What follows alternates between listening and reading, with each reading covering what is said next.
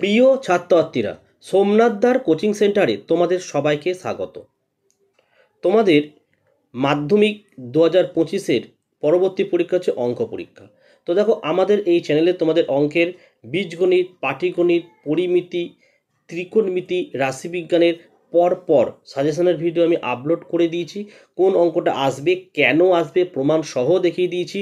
এমনকি তোমাদের সম্পাদ্যগুলো আমি আঁকিয়ে দিয়েছি, কোন উপাদ্যটা এবছরে আসতে চলেছি।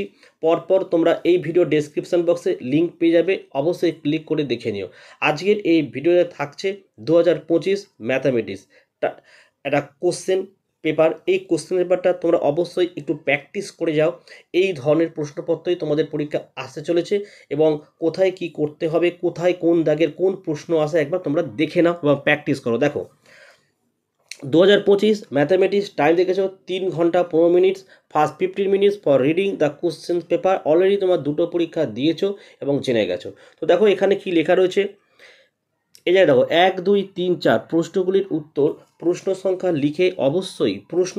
লিখে অবশ্যই ক্রম অনুযায়ী উত্তরপত্রের প্রথম দিকে লিখতে হবে। অর্থাৎ তোমাদের প্রথমে থাকে এমসিকিউ থাকে, তারপরে তোমাদের শূন্যস্থান পূরণ থাকে, তারপরে তোমাদের ট্রু ফলস সত্য মিথ্যা থাকে, তারপরে 2 নম্বরের প্রশ্ন 4 দাগের থাকে। তো এই যে 1 2 3 4 এগুলো কিন্তু খাতার প্রথম দিকে পরপর করতে হবে, কিন্তু উপরে দেখো লিখে দিয়েছে। কোনো প্রকার সারণী বা গণক যন্ত্র ব্যবহার করা যাবে না, ক্যালকুলেটর ব্যবহার করা যাবে না। গণনার প্রয়োজনে এর আসন্ন মান ধরে নিতে হবে। গ্রাফ পেপার প্রশ্নপত্রের সাথেই দেওয়া হবে।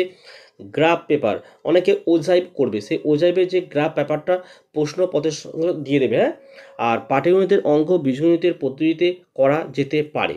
ওকে, আচ্ছা। আর এখানে এখন বলেছে দৃষ্টিহীন পরীক্ষার্থীদের জন্য 11 নং প্রশ্নের বিকল্প দেওয়া আছে 4 নং পৃষ্ঠায়। আর 16 নং অতিরিক্ত প্রশ্ন কেবলমাত্র বহিরাগত পরীক্ষার্থীদের জন্য 4 নং পৃষ্ঠা দেওয়া আছে। তো এইগুলো একটু তোমাদের জেনে রাখতে হবে। কি প্রশ্ন দেখো, 1 নম্বরের 6টা তোমাদের এমসিকিউ করতে হবে। অবশ্যই এমসিকিউগুলোকে একটু প্র্যাকটিস করে নিও,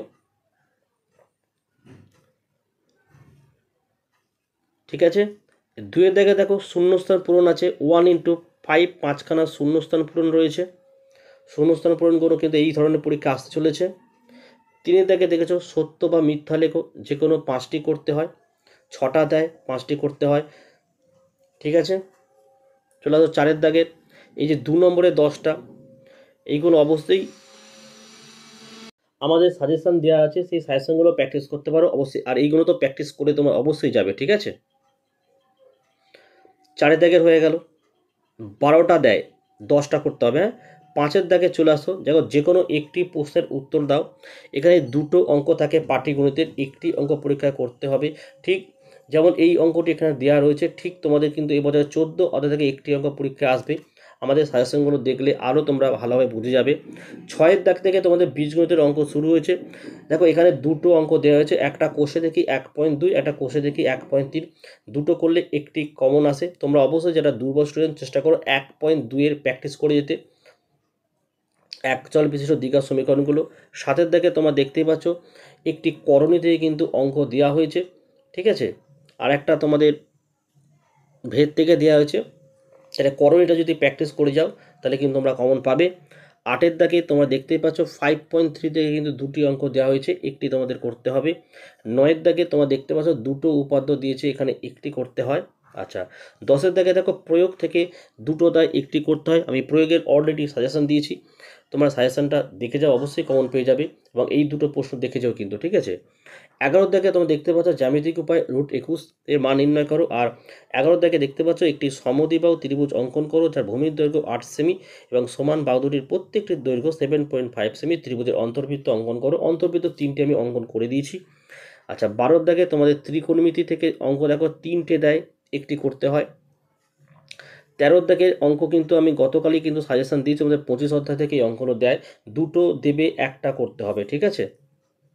আর 14 দাগের পরিমিতি থেকে দেখো 3টে অঙ্ক দিয়েছে, দেবে, করতে হবে তোমাদেরকে 2টি অঙ্ক।